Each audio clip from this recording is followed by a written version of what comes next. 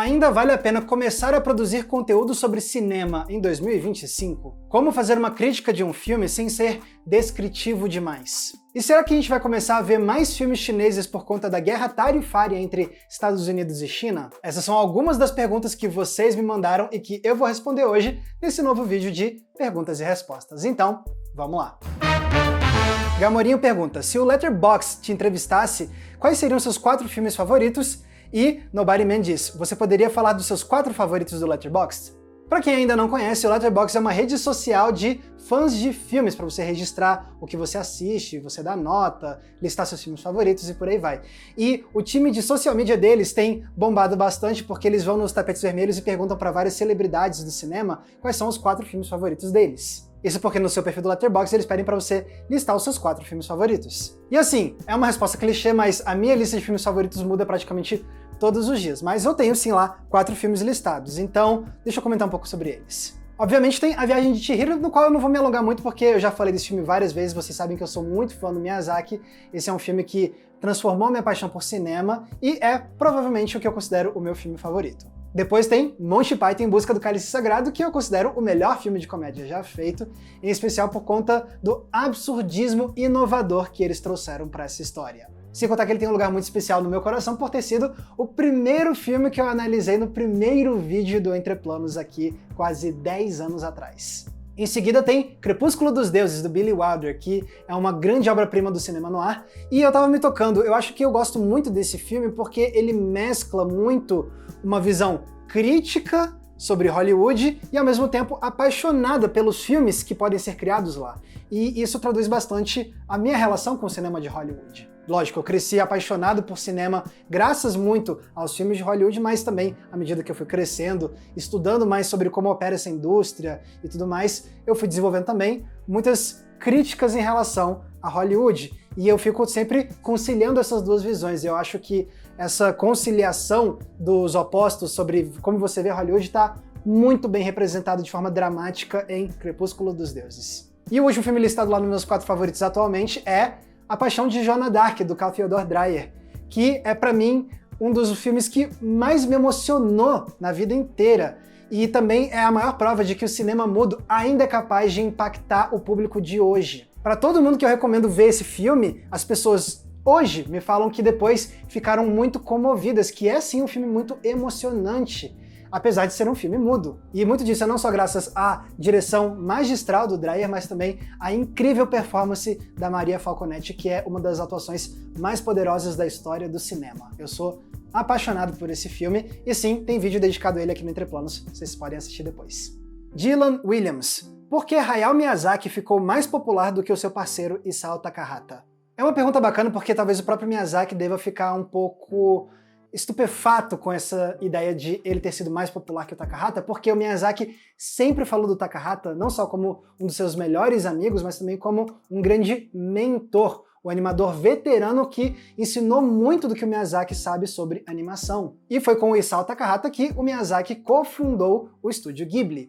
Porém, isso é verdade, o Miyazaki acabou se tornando um diretor muito mais popular do que o Takahata. E eu acho que tem 2 fatores que influenciaram nisso, principalmente. O número de filmes que cada um deles lançou e o estilo autoral de cada um. Se a gente fizer um recorte só da era do estúdio Ghibli, a gente vê que o Miyazaki acabou lançando 2 vezes mais filmes do que o Takahata. O Takahata lançou 5 filmes pelo estúdio Ghibli antes de falecer, e o Miyazaki até agora já lançou 10. Então o Miyazaki era uma figura que acabou se fazendo presente nos cinemas com muito mais frequência do que o Takahata, e isso, querendo ou não, ajuda a manter o nome dele mais relevante na indústria e mais frequente na memória do público.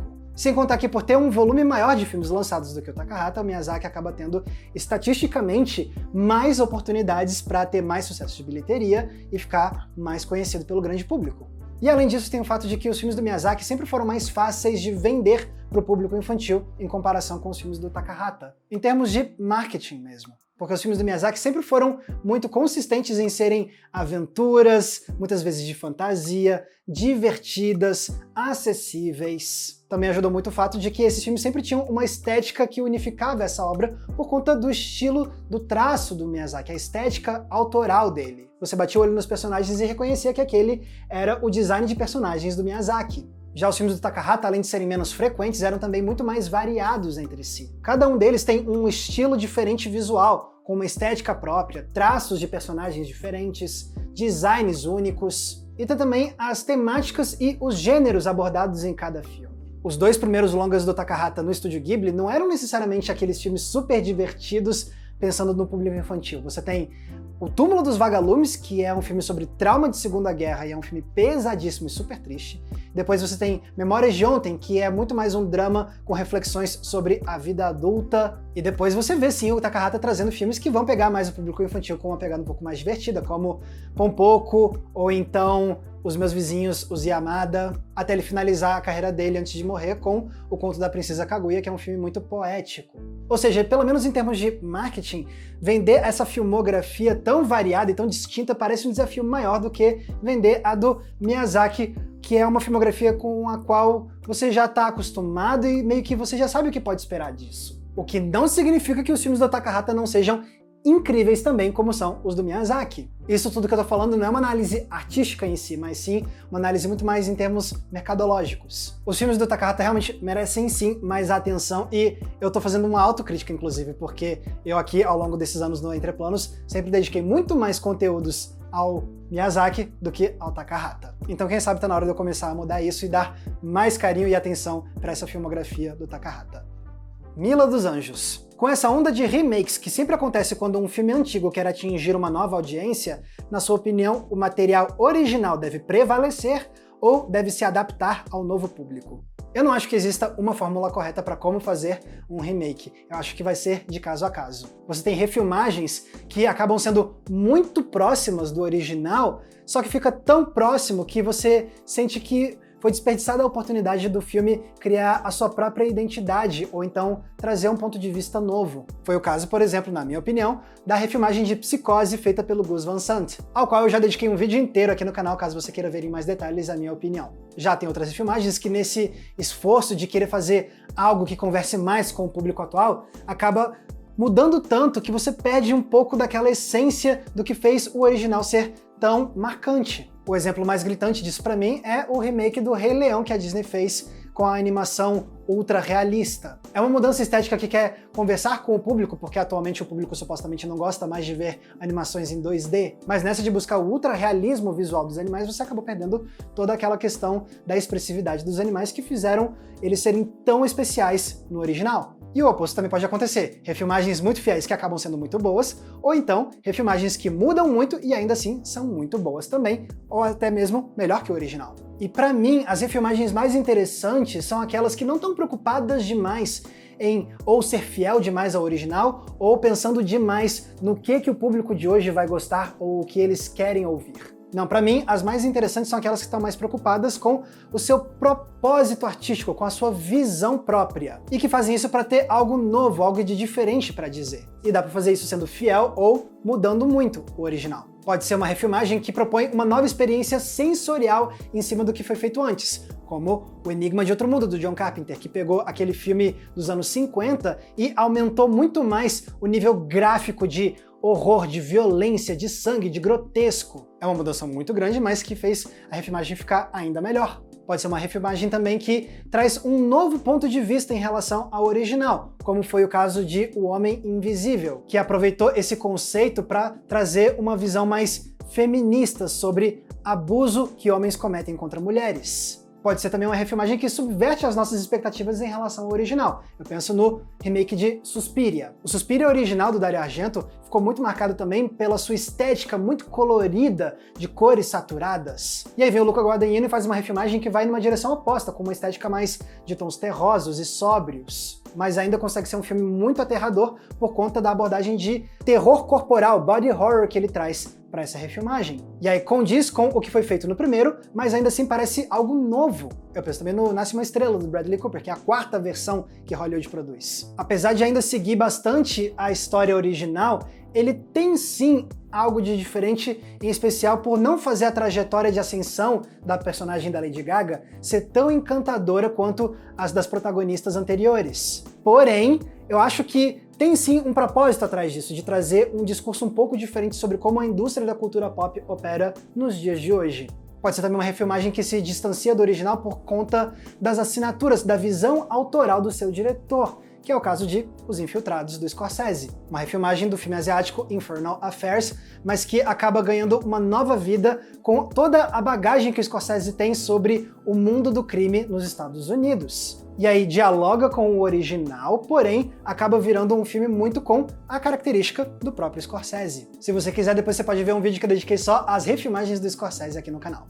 Lincoln Falcão e MJ Filho me perguntam o que eu tenho jogado recentemente de videogame. Foi só recentemente que eu comecei a jogar pela primeira vez Elden Ring, que é um dos jogos mais aclamados dos últimos anos. Eu comecei a jogar Elden Ring nas minhas férias do começo do ano e tô avançando um pouquinho lentamente depois que eu voltei a trabalhar. E esse é meu segundo jogo da From Software, depois de Bloodborne, que acabou se tornando um dos meus jogos de videogame favoritos da vida. E eu tô gostando pra caramba, porque eu já gosto de jogos de mundo aberto, então ver o jeito que a From Software aborda esse gênero tá sendo incrível. Eu tô jogando de samurai e usando um estilo de jogo que acaba me remetendo muito ao estilo que eu usava em Bloodborne, de ser um pouco mais agressivo, não usar escudo nem nada. E uma das coisas que mais me surpreendeu nesse jogo é como esse é um jogo de mundo aberto que não tá me exaurindo, me cansando. Porque isso quase sempre acaba acontecendo comigo com jogos de mundo aberto. Mas isso é por conta do jeito que eu jogo esses jogos de mundo aberto, porque acabo sendo metódico demais, então eu sinto que eu tenho que explorar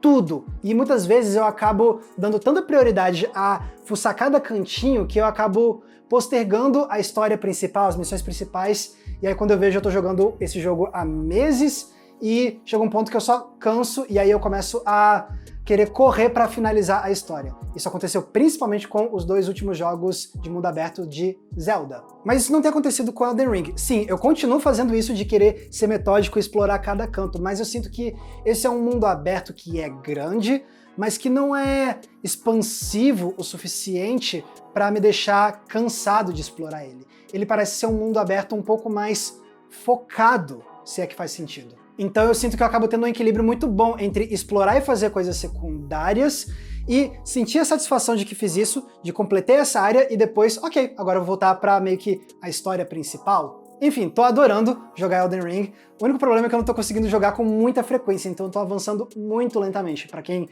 joga Elden Ring, pra você ter noção, eu ainda tô em Stormveil Castle. Mas tô curtindo bastante, tô doido pra jogar isso e o DLC depois. 17 Dri. Oi Max, seu trabalho é o meu favorito aqui no YouTube dentro da temática cinema. Parabéns pelo incrível trabalho. Opa, muito obrigado. Gostaria de saber se você gosta de ler e qual tipo de leitura você acompanha. Tem um livro favorito? Valeu demais.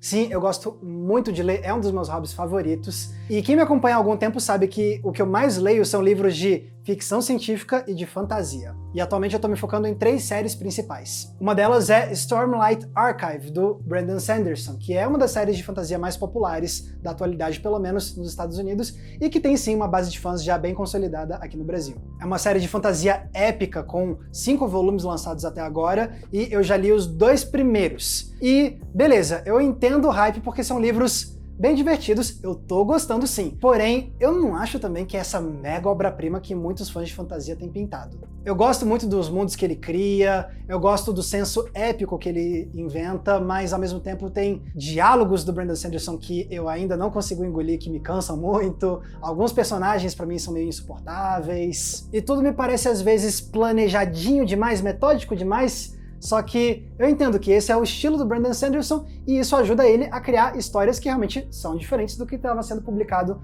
no mercado de fantasia nos últimos, sei lá, 20 anos. Porém, são livros divertidos e que quando eu leio, eu engulo, de verdade, eu leio muito rápido. Mas, sei lá, melhor série de fantasia da atualidade? Sei não.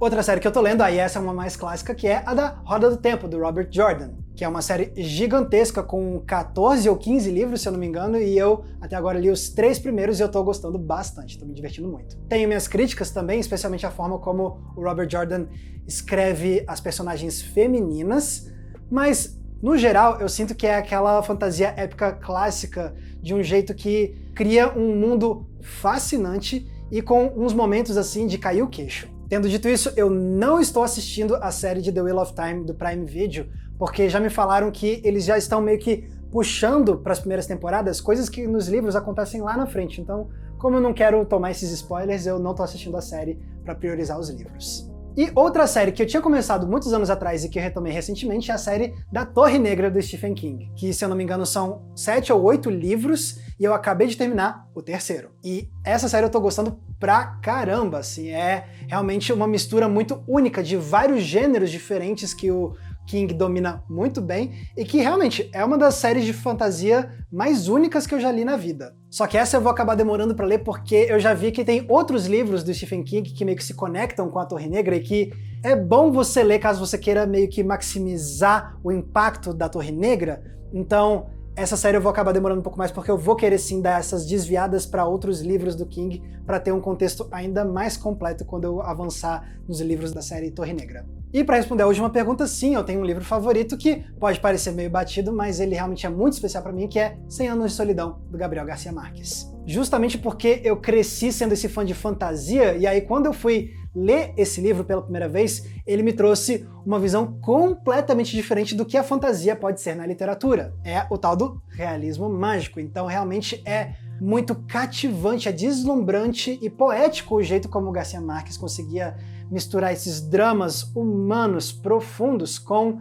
essa pegada meio fantasiosa e surreal aplicado no contexto da América Latina. É um negócio maravilhoso, nunca li nada igual e continua sendo o meu livro favorito. Tendo dito isso, eu ainda não assisti a série da Netflix que eles lançaram adaptando esse livro no ano passado, eu tenho que ver. Mas a verdade é que eu acho que eu quero reler o livro antes de ver a série pra dar uma refrescada, porque já faz alguns anos desde que eu li 100 Anos de Solidão pela última vez. A propósito, alguém aí já assistiu essa série da Netflix de 100 Anos de Solidão? Vocês gostaram? Deixem aqui nos comentários, eu tô bem curioso pra ver o que vocês acharam. Cauli Marques pergunta: como fazer críticas sobre filmes sem ser muito descritivo? Ser descritivo é algo que eu considero que é importante na hora de fazer uma crítica de um filme. Ser descritivo no sentido de falar como é a fotografia, saber explicar quais são as características da edição, ou então descrever como opera o trabalho de câmera, coisas nesse sentido. Porque você saber descrever e explicar como são esses elementos da linguagem cinematográfica vão demonstrar que você se aprofundou nos seus estudos sobre cinema e que você conhece esses aspectos técnicos. E isso vai ajudar a diferenciar a sua opinião de um leigo que tá só falando o que achou do filme. Mas tem um porém, você não pode parar na descrição, porque senão não vai ser uma crítica, vai ser só uma lista contando o que acontece e como é o filme. Mas isso não é uma crítica, isso é uma recapitulação, então você precisa ir além dessas descrições. Você precisa usar as suas descrições sobre o filme como um ponto de partida para você criar um raciocínio crítico em cima da obra. Ah, a direção de arte usa tons saturados. Tá, mas por que você acha que ele segue essa abordagem? É para trazer um senso de nostalgia? É para fazer divulgar com a ideia de estética chiclete de cultura pop? A montagem do filme é frenética, com cortes rápidos. Tá, mas e aí? Você acha que isso é algo que engrandece o filme ou que faz a experiência dele ser pior? Se você acha que é ruim, por quê? É porque você acha que atrapalha na imersão? Se você acha que é bom, é porque você acha que isso talvez traduza o estado mental do protagonista? Ah, os enquadramentos são muito geométricos, são muito bem planejados. Tá, mas e aí? Você acha que isso é porque o filme quer dialogar com alguma outra obra? É porque quer remeter a algum estilo de fotografia específico? É porque quer trazer simbolismos que você talvez não tenha percebido na primeira vez? Ou seja, quando você usa os elementos que você descreveu no filme como uma plataforma para a partir daí você trazer a sua visão, o seu argumento, a sua ideia que você elaborou sobre aquela obra, aí é que isso vira uma crítica. E é aí que a sua crítica vai poder se destacar das opiniões de outras pessoas e não ficar parecendo somente um checklist do que tá na tela. Felipe Stude: com essas políticas econômicas do presidente dos Estados Unidos, de quais formas positivas e negativas você acha que o cinema de outros países como a China vai ser afetado? Para quem ainda não está sabendo, o presidente dos Estados Unidos, o Donald Trump, instaurou uma política de tarifar os países com os seus produtos de importação, e isso está causando um caos na economia global. E o principal país que está sendo afetado por isso é a China, que está, assim, já com taxas de, pelo menos hoje, mais de 200%. Um número que fica mudando que nem louco dia após dia. E aí quando a gente traz esse debate para o mundo do cinema, isso se foca principalmente nesses dois países, Estados Unidos e China. Por quê? Porque são duas grandes potências de produção industrial de cinema no mundo. E pesquisando para dar essa resposta aqui, eu li algumas matérias da Vulture, da CNBC e da Reuters. Matérias que entrevistaram especialistas e insiders, né, executivos que estão trabalhando dentro de Hollywood para saber qual é a perspectiva deles sobre como essas tarifas podem afetar a relação de cinema entre Estados Unidos e China. Porque o que acontece? A China, em resposta a essas tarifas, tem dito que vai considerar reduzir o número de lançamentos de filmes americanos que podem estrear na China. Porque, para quem não sabe, filmes americanos só podem estrear com autorização do governo chinês, que, se eu não me engano, atualmente limita as estreias americanas na China a somente 10 títulos por ano. Então a ameaça é de reduzir esse número ainda mais. E isso pode soar preocupante porque durante um bom tempo nas últimas décadas, a China se tornou um mercado internacional importantíssimo para as bilheterias dos filmes produzidos em Hollywood, a ponto de ter um período em que várias produções de Hollywood já eram feitas pensando em como agradar públicos internacionais, em especial o da China. Porém, o que vários executivos e especialistas ouvidos por essas matérias apontaram é que essa é uma realidade que mudou muito nos últimos 6 ou 7 anos. Que, na verdade, a China já não é mais esse grande polo de renda para os filmes americanos, porque a audiência desses filmes lá na China caiu pra caramba, porque o público chinês começou a favorecer ainda mais as produções chinesas que estavam sendo lançadas. Então, segundo algumas fontes dessas matérias, hoje em dia, muitas dessas produções hollywoodianas têm 10% da sua bilheteria internacional representado pela China, algo que é muito menor do que era antes. A ponto de vários executivos de Hollywood hoje, quando estão fazendo as projeções de lucro das produções, já nem considerarem tanto a margem de lucro assim que vai vir da China. Isso tudo para dizer que, então, a princípio, essa ameaça da China de reduzir o número de estreias americanas por lá não assusta tanto mais os executivos de Hollywood. Não, segundo as fontes dessas matérias, em especial a matéria da Vulture, a maior preocupação agora é com a própria saúde financeira de Hollywood. Nessa matéria, algumas fontes apontam, por exemplo, como vários materiais usados para as produções em Hollywood são importados de outros países. Por exemplo, madeira para fazer cenários e sets vem do Canadá. Ou então aço que vem de outros países para construir sets também. Tem a questão dos equipamentos tecnológicos especializados do cinema de Hollywood, como luzes, microfones, câmeras, que muitas vezes ou vêm da China ou são montados na China. Tecidos importados para fazer figurinos. Então o medo é que com essas novas tarifas, todo esse custo de produção em Hollywood pode aumentar e muito. Tanto que já tem alto escalão em Hollywood, nos grandes estúdios, mandando comunicados para os seus funcionários dizendo que pode ser que eles tenham que entrar em uma fase de corte de custos, o que pode trazer cancelamento de projetos, demissões em massa de trabalhadores. Mas tudo isso ainda é muito incerto, então a gente ainda precisa ver o desenvolvimento dessa história, até porque essa novela da guerra tarifária está mudando dia após dia. Pode ser que entre o dia que eu gravei isso aqui e o dia que esse vídeo saia, já tenha mudado muita coisa. Mas o resumo é, então, a princípio, quem está preocupado é os Estados Unidos com Hollywood. As outras indústrias de cinema, a princípio, podem não ser tão afetadas assim. Em especial a China, que se sustenta perfeitamente bem com a sua própria indústria nacional de cinema. Agora, tem outro lado dessa história que eu fico aí já conjecturando, que é, será que essa história toda pode acabar alterando a forma como nós aqui no Brasil nos relacionamos com os filmes chineses contemporâneos? Eu digo isso pensando em outros campos de indústria. Durante décadas a gente cresceu ouvindo essa ideia de que produtos que vêm da China são falsificados, de péssima qualidade, baratos. Porém, já tem vários anos que a gente vê que não é bem assim mais. No mundo da tecnologia, por exemplo, a gente tem fabricantes chinesas como Xiaomi ou Oppo conquistando um público mundial cada vez mais com seus celulares e smartphones, que são considerados um excelente custo-benefício. Ou então no mundo automotivo, em que marcas chinesas de veículos elétricos estão conquistando mais espaço. Eu vejo isso aqui todos os dias dirigindo na minha cidade, aqui em Brasília, em que eu vejo vários carros elétricos vindos da China circulando aí o tempo todo, está crescendo bastante. Também teve um desenvolvimento muito interessante nas últimas semanas no TikTok,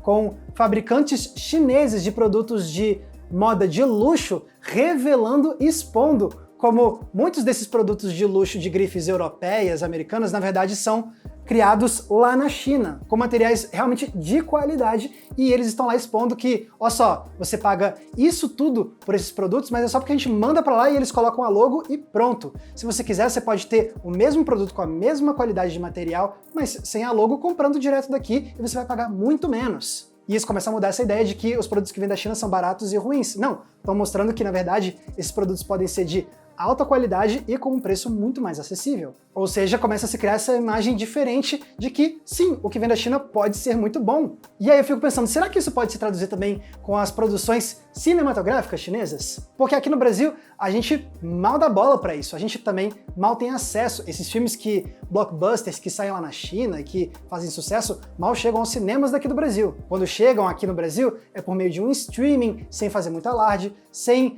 criar muito boca a boca. Mas esse ano a gente tem visto um caso interessante como o de Neza 2, que é uma animação que já quebrou todos os recordes de bilheteria mundial. E isso chama atenção, tipo, pô, será que esse filme então é tão bom mesmo? Será que ele vai vir aqui pro Brasil? Particularmente, já tem alguns anos que eu fico pensando, pô, eu podia investigar um pouco mais para ficar mais antenado com o cinema chinês contemporâneo, né? Ver o que tá fazendo sucesso lá e tentar entender quais são as tendências desse mercado, dessa indústria, para saber como são esses filmes, quais são os gêneros que fazem sucesso, quais são as ideias abordadas por essas obras. Fica pensando se elas poderiam fazer o mesmo nível de sucesso em um país como o Brasil. E veja bem, eu não tô cravando que, pronto, a partir de agora, filmes chineses vão inundar os nossos cinemas. Não. Mas se a gente está vendo um movimento tão generalizado de reavaliar nossa visão sobre o que vem da China como algo que pode ser de qualidade, eu realmente fico pensando, pô, será que não poderia ser isso também com o cinema? A gente começar então a prestar mais atenção nos filmes da China, talvez ver essas obras chegando com mais facilidade aqui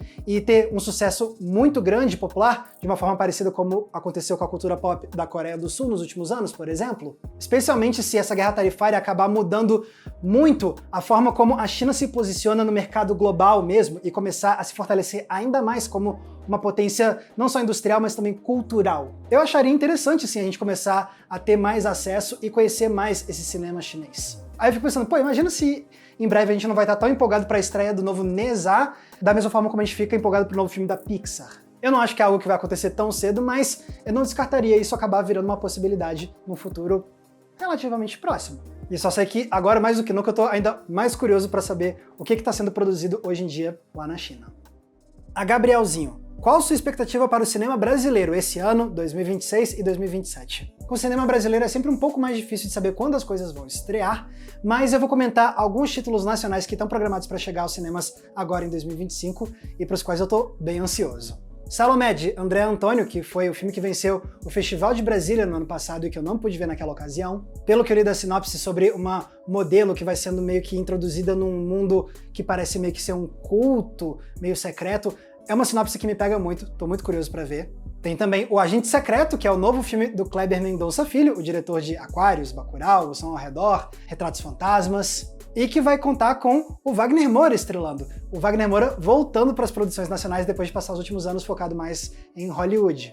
Tem também o filme de terror A Própria Carne, que é a produção produzida pelos meus amigos do Jovem Nerd, então eu tô bem curioso para ver, e que vai ter direção do Ian SBF. Falando em terror, vai ter também Enterre Seus Mortos, que vai ser a estreia do Selton Mello no cinema de terror. E é o novo filme do Marco Dutra, que é um dos melhores cineastas de terror dos últimos anos aqui no Brasil. Esse ano também vai ter o novo filme da Ana Mulaer, que é a melhor mãe do mundo, sobre uma mulher que foge do marido abusivo com os filhos e eles atravessam a cidade, só que para preservar a inocência das crianças, a mãe finge que eles estão vivendo uma grande aventura atravessando a cidade. Eu tô bem empolgado para ver esse, apesar de não ter gostado do último filme da Ana Mulaer do ano passado, que é O Clube das Mulheres de Negócio. Porém, a Ana Mulaer é uma grande diretora com outros filmes incríveis e eu tenho muita fé de que o novo filme dela pode sim ser muito, muito bom. Então, com certeza, tô empolgado para ver A Melhor Mãe do Mundo. E quero listar também O Último Azul, novo filme do Gabriel Mascaro, que foi o vencedor do Urso de Prata no Festival de Berlim desse ano.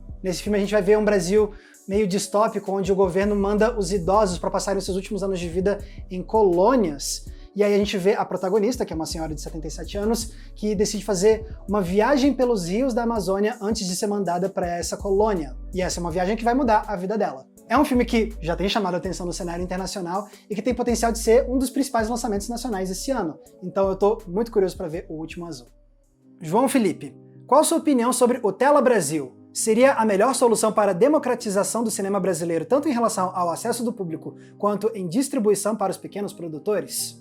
Para quem ainda não sabe do que ele está falando, Tela Brasil é uma iniciativa do governo federal que vai lançar um streaming chamado Tela Brasil, que vai ser um streaming gratuito focado em ter um acervo só de filmes brasileiros. E ele está programado para ser lançado ainda este ano. E eu, francamente, acho uma iniciativa incrível e muito importante. Por mais que esses streamings internacionais tenham melhorado seus acervos de filmes brasileiros nos últimos anos, é completamente diferente você ter um streaming daqui focado só nos nossos filmes. É um jeito de traduzir para o grande público que o acesso às nossas produções, ao nosso cinema, também pode ser modernizado. E por ser um streaming gratuito, é um jeito incrível de realmente espalhar e democratizar ainda mais o acesso à produção nacional.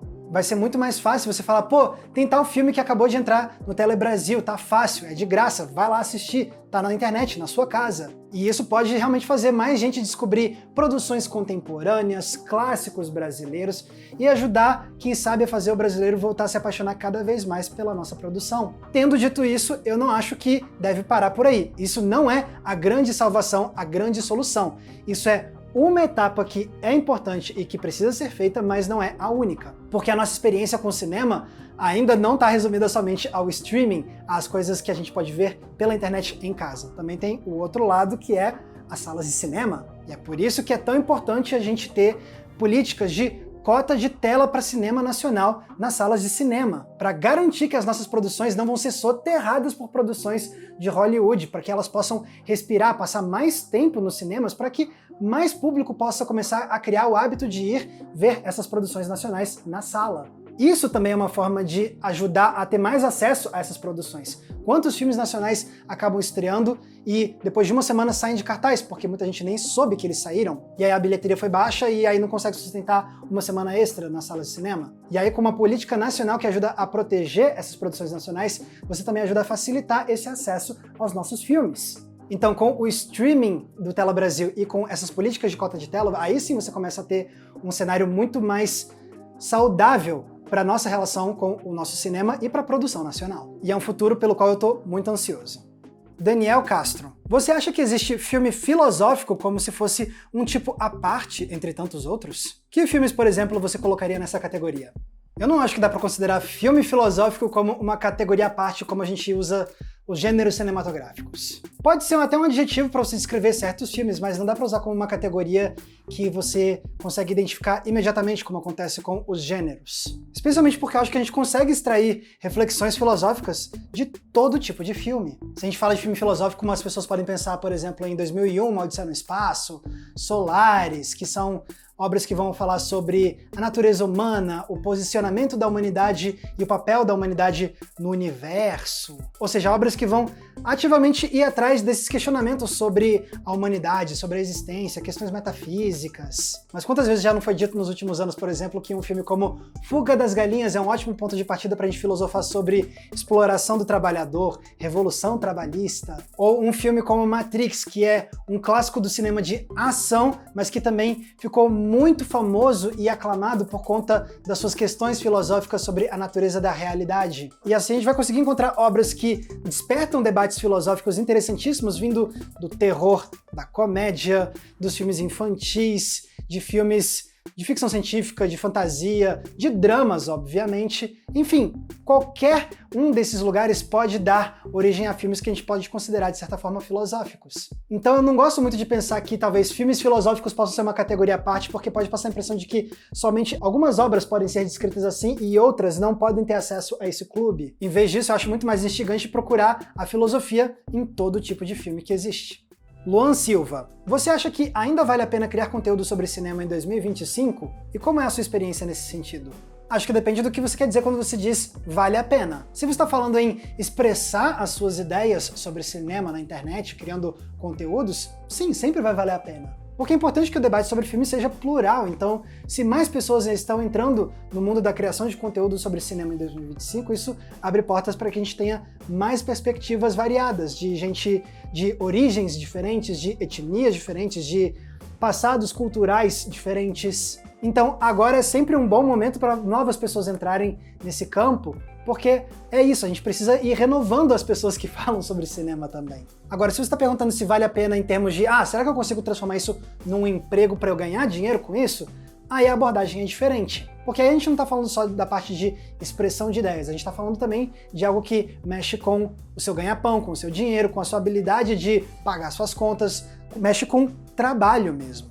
E sim, como alguém que está fazendo isso há 10 anos, eu posso dizer que é muito difícil você transformar isso num emprego. Eu felizmente consegui, mas para você dar conta de chegar nesse ponto, tem tantos fatores que estão fora do seu controle, porque não é uma questão somente de talento e de dedicação. Isso ajuda sim, mas também às vezes é uma questão de sorte. Muita minha trajetória só aconteceu por conta dos privilégios que eu tenho, de sorte que eu tive também, dos contatos e das pessoas que acabaram descobrindo meu trabalho e que me abriram portas, como o Gabriel Gaspar do canal Acabou de Acabar. Então não é fácil você conseguir transformar isso num emprego em 2025, mas ao mesmo tempo você tem novas oportunidades em 2025 que não existiam quando eu comecei a fazer isso 10 anos atrás. Se a gente está falando especialmente do mundo do vídeo, a gente tem todo o universo dos vídeos curtos, como Instagram Reels e TikTok. Ao longo dos últimos anos, eu tenho conhecido tantos criadores, assim, pessoalmente mesmo, que só conseguiram transformar a criação de conteúdo numa carreira graças a plataformas como o TikTok. Então sim, ainda é possível você se destacar e transformar isso num emprego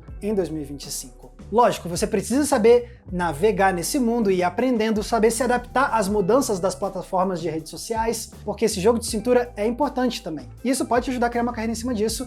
Agora, desde que você esteja disposto e tenha interesse em trabalhar com vídeo e talvez com podcast, porque se você quer ficar só no texto escrito, aí eu sinto muito te dizer, mas aí você vai ter muito mais dificuldade em transformar isso no emprego, a não ser que você vá para o caminho do jornalismo tradicional e trabalhar para grandes portais e grandes sites ou jornais. E tem outro ângulo possível para essa conversa que é interessante, que é: será que ainda vale a pena começar a criar conteúdo em 2025, agora que a gente está vendo a inteligência artificial começar a evoluir desse jeito? Será que daqui a pouco a inteligência artificial não vai substituir os criadores de conteúdo? É uma preocupação válida, mas eu particularmente não tenho tanto medo assim. Claro que não dá para cravar com certeza, mas vamos lá. Em tempos em que a inteligência artificial e algoritmos de streaming já são muito eficientes para te recomendar filmes, como é que você pode se manter relevante nesse cenário?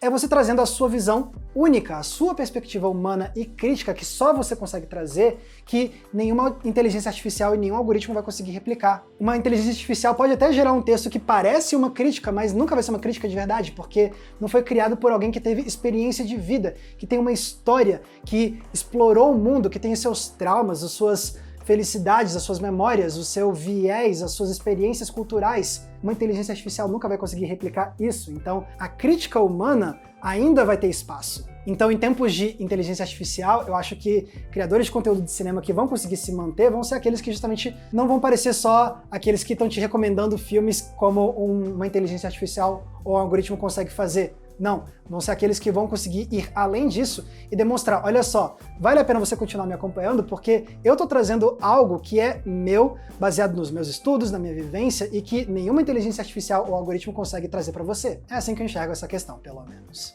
O Gabriel Correia Silva, o Pericles da Costa Lima e o Juliano Vinícius perguntam se eu já trabalhei na produção de algum filme e se eu tenho vontade de criar alguma obra como filme, jogo, série ou quadrinho. Não, eu não tenho experiência produzindo filmes, trabalhando na criação de filmes, a não ser criando um curta-metragem que eu tive que fazer na faculdade, no meu semestre de calor, para uma matéria. Mas, fora isso, não tenho essa experiência. Até porque vale lembrar que eu não fiz cinema na faculdade, eu fiz jornalismo. E no final da faculdade foi quando eu criei o Entreplanos, e esse tem sido o meu trabalho desde então. E a verdade é que, nesse tempo todo, eu não tive vontade de fazer um filme. A minha paixão mesmo é ver os filmes, refletir sobre eles, escrever sobre essas obras, estudar o cinema, seja com história, com técnica, com filosofia, com estética, e depois compartilhar isso com todos vocês. Se fosse para eu trabalhar numa produção de um filme, talvez eu me veja trabalhando mais na parte do roteiro, porque realmente o que eu mais gosto de fazer mesmo é escrever. E felizmente eu faço isso toda semana aqui com os vídeos do Entreplanos, com os roteiros que eu escrevo. Então eu pude transformar isso sim no meu dia a dia profissional. Mas eu também já quis ser roteirista de histórias mesmo. Eu tive todo um período lá no final da adolescência, no ensino médio, em que eu fantasiava com uma vida sendo autor, roteirista de histórias, escritor, autor de livros, inventando ficção, e assim, trabalhando em várias mídias mesmo. Então, publicando livro, escrevendo roteiro para quadrinhos, escrevendo roteiro para cinema, para TV, ser multifacetado, mas sempre escrevendo essas histórias. Só que acabou que eu não desenvolvi isso, eu fui por outro caminho que me permite escrever e de uma forma ainda muito apaixonada, mas fora do campo da ficção. E felizmente eu sou extremamente realizado com esse caminho que eu escolhi. E assim, eu não vou dizer que eu nunca vou criar uma obra, que eu nunca vou fazer um filme, ou nunca vou escrever algum quadrinho ou um livro, porque pode ser que os meus objetivos mudem no futuro. Eu não tenho como saber agora. Pode ser que daqui a 5, 10 anos eu seja tomado por esse desejo de novo e me dedique a algum projeto autoral, de inventar minhas próprias histórias, sei lá, publicar um livro, roteirizar um quadrinho, essas coisas, trabalhar em algum filme. Mas, por enquanto, isso não tá nos meus planos, não. Porém, não vou dizer que nunca vou fazer. O que leva para outra pergunta que eu recebi que tem bastante relação com isso tudo. O Andy SLV perguntou: pretende trabalhar com o Entreplanos para sempre ou outros planos profissionais a longo prazo? Por enquanto, sim, a ideia é trabalhar com o Entreplanos o máximo de tempo que eu puder e eu quiser. Não me imagino, por enquanto, parando de fazer o que eu faço. E quando eu digo continuar trabalhando para sempre com o Entreplanos, eu não estou falando necessariamente do YouTube, até porque vai que o YouTube não existe mais daqui a 10, 15, 20, 30 anos. Pode ser que o cenário da internet mude tanto que o YouTube deixe de ser relevante e tem outra plataforma. Então, quando eu falo continuar trabalhando com Entreplanos, é trabalhar com o meu projeto de criação pessoal. A marca Entreplanos, digamos assim. E isso pode acontecer em diferentes plataformas. Da mesma forma como hoje eu tô no YouTube, tô no Instagram, tô no TikTok, os anos podem ir passando e novas oportunidades podem surgir com outras plataformas e pode ser que eu leve a marca Entreplanos, o meu trabalho, para outros lugares na internet, mas essa é a ideia a princípio, continuar falando dos filmes que eu gosto, das séries que eu gosto, trazer essas análises, essas críticas, essas histórias que eu gosto de compartilhar com vocês, porque para mim isso aqui realmente é um trabalho dos sonhos, é uma paixão profissional e eu não me vejo fazendo algo muito diferente disso no futuro. Mas, de novo, pode ser que o Max daqui a 20 anos mude completamente de ideia e queira seguir outros caminhos. Mas eu acho que o que eu nunca vou querer deixar de fazer é me expressar. Então pode ser que o Max com 60 anos de idade pare de fazer vídeos no YouTube, pare de fazer conteúdos para a internet com essa pressa e com esse ritmo todo, dê uma desacelerada, digamos assim, para diminuir o ritmo, e continue criando para a internet, ou continue publicando livros, ou que faça outras coisas, mas eu acho que o que eu nunca vou deixar de fazer é isso, elaborar as ideias, de absorver essas obras, de escrever textos e de colocar eles no mundo de alguma forma. Isso eu quero fazer provavelmente até o final da minha vida. Agora, que forma esses trabalhos vão tomar, aí que eu não tenho certeza. Mas, então, é isso. Entreplanos, a princípio, até o final da vida, independentemente de qual for a forma que isso for tomar.